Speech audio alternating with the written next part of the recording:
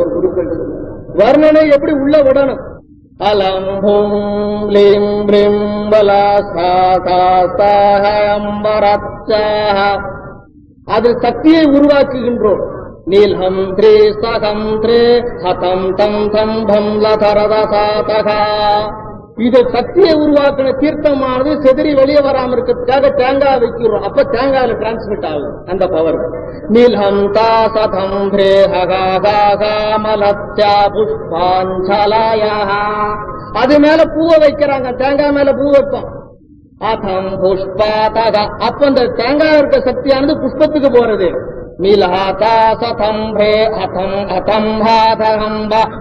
மகாபகந்தம் உன்ன பந்தனம். அங்க அந்த புஷ்பத்துல தண்ணி படுறது. அந்த தண்ணியும் புஷ்பமும் எடுத்து மகாதேவோதசம்ரே அஸ்தா மகாதேவதா உடனே கும்பத்துல ஊத்துறான்.